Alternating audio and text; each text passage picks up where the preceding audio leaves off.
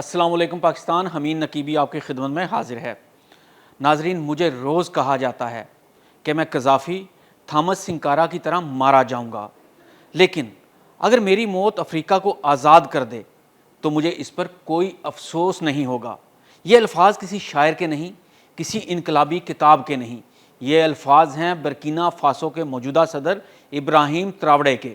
اور سوال یہ ہے، آخر ایک صدر کو زندگی بچانے کے لیے موت کی بات کیوں کرنا پڑ رہی ہے؟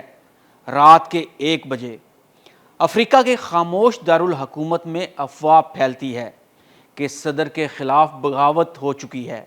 فون بجنے لگتے ہیں، سڑکیں بھرنے لگتی ہیں اور ایک عجیب منظر بنتا ہے۔ ہزاروں نوجوان نہ ہتھیاروں کے ساتھ، نہ کسی پارٹی کے جھنڈوں کے ساتھ صدر کے محل کے باہر انسانی دیوار بن جاتے ہیں۔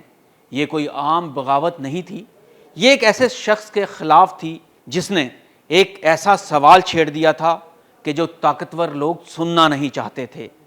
افریقہ کا سونا آخر افریقہ کا کیوں نہیں ہے؟ کیا ہم غلام ہیں؟ بس بہت ہو گیا، نکلو میرے ملک سے، میرے ملک کو آزاد کر دو، میرے نوجوانوں کو آزاد کر دو۔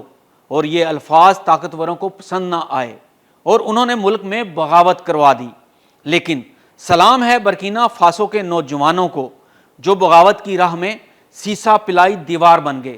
جو ہی افواہ پھیلی کہ صدر خطرے میں ہیں، واگا ڈاگو کی گلیوں میں نوجوان نکل آئے، نہ کسی سیاسی جماعت کے کہنے پر، نہ کسی سرکاری حکم پر۔ یہ وہ نوجوان تھے جنہوں نے تراوڑے کو اپنی آواز سمجھا تھا، وہ نوجوان جنہوں نے پہلی بار کسی صدر کو غیر ملکی طاقتوں کے سامنے کھڑا دیکھا تھا۔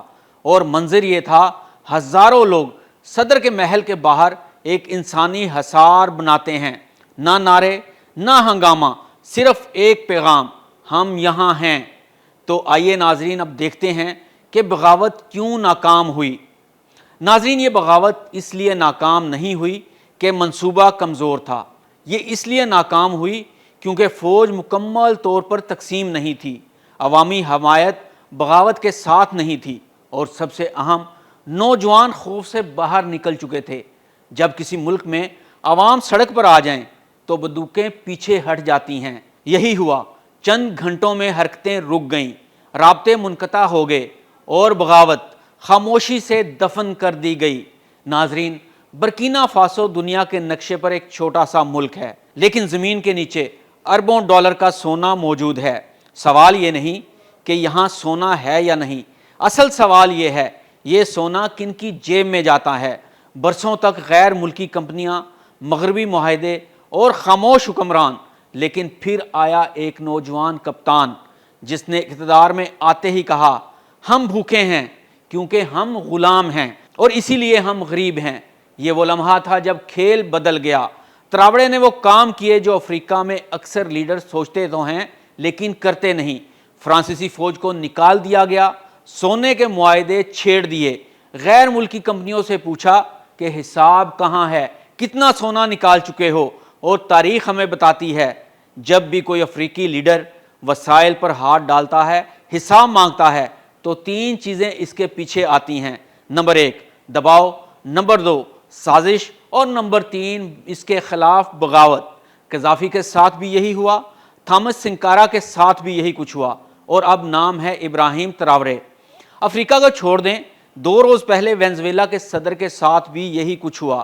جس ملک میں بھی کوئی عوام کے بارے میں سوچے گا اور وسائل اپنے لوگوں پر لگانے کی کوشش کرے گا، عالمی طاقتیں انہیں سبق سکھانے کے لیے اٹھ کھڑی ہوں گی۔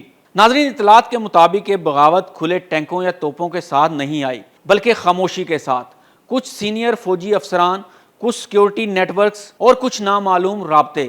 یہ وہ طریقہ ہے جسے افریقہ میں سافٹ کاپ کہا جاتا ہے، یعنی بغیر اعلان، بغیر فائرنگ، اقتدار پر قبضے کی کوشش۔ لیکن ایک چیز ان کے اندازوں میں شامل نہیں تھی کہ نوجوان اپنے لیڈر کے تحفظ کے لیے اٹھ کھڑے ہوں گے۔ اب یہاں ایک اہم سوال پیدا ہوتا ہے کہ یہ بغاوت صرف اندرونی طور پر تھی یا اس میں کچھ بیرونی عناصر بھی شامل تھے؟ یہاں سے اصل گیم شروع ہوتی ہے۔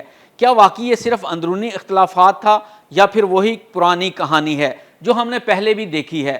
ذرا پیچھے چلیں۔ بیرونی مداخلت الزام نہیں، پیٹرن ہے۔ یہ ایک حقیقت ہے کہ افریقہ میں ہر وہ لیڈر جو وسائل پر بات کرتا ہے اکیلا نہیں رہتا۔ لیبیا میں قذافی نے جب تیل پر کنٹرول کی بات کی تو تحفظ شہری کا نعرہ لگایا گیا۔ کانگو میں جب معدنیات کا سوال اٹھتا ہے تو خانہ جنگی شروع ہو جاتی ہے۔ مالی، نائجر، برکینا فاسو نام بدلتے ہیں، طریقہ ایک جیسا رہتا ہے، پہلے دباؤ، پھر عدم استحکام اور پھر اندرونی ہاتھ اور آخر میں اقتدار کی تبدیلی۔ یہ کہنا کہ ہر بغاوت کے پیچھے بیرونی ہاتھ ہوتا ہے شاید سادہ ہو، لیکن یہ کہنا کہ کوئی بیرونی دلچسپی نہیں ہوتی یہ تاریخ کے خلاف ہوگا۔ سونا، معاہدے اور خاموش مفادات، یاد رکھیں یہ سب اس کے بعد ہوا جب سونے کے معاہدے دوبارہ دیکھے گئے، غیر ملکی کمپنیوں سے حساب مانگا گیا اور ریاستی کنٹرول کی بات سامنے آئی۔ سوال یہ نہیں کہ کون سا ملک شامل ہے، اصل سوال یہ ہے کون سا ملک اپنے مفادات خطرے میں دیکھ رہا ہے، اور جب مفادات خطرے میں ہوں تو اندرونی لوگ ہمیشہ مل جاتے ہیں۔ اور سب سے آخری حقیقت، بغاوت صرف ایک علامت ہے، یہ بغاوت اختتام نہیں تھی، یہ ایک انتباہ تھا۔ ابراہیم تراوڑے کو خود علم ہے کہ یہ آخری کوشش نہیں ہوگی، اس لیے وہ کہتا ہے اگر میری موت افریقہ کو آزاد کر دے تو مجھے اس پر کوئی افسوس نہیں ہوگا۔ یہ الفاظ بہادری نہیں، یہ تجربہ بول رہا ہے اور عوام کا ساتھ بول رہا ہے۔ اب سوال یہ نہیں کہ اگلی بغاوت کب ہوگی، سوال یہ ہے کیا افریقہ اس بار اپنے لیڈر کو بچا پائے گا یا پھر سونا ایک بار پھر خون سے ہی خریدا جائے گا۔ یہ کہانی ابھی ختم نہیں ہوئی ناظرین، یہ محض ایک بغاوت کی کہانی نہیں، یہ سونے، سامراج اور ایک نوجوان نسل کی بیداری کی کہانی ہے۔ سوال یہ نہیں کیا تراوڑے زندہ رہے گا، اصل سوال یہ ہے کیا افریقہ کو اپنے سونے کی قیمت ہمیشہ خون سے ہی ادا کرنی پڑے گی۔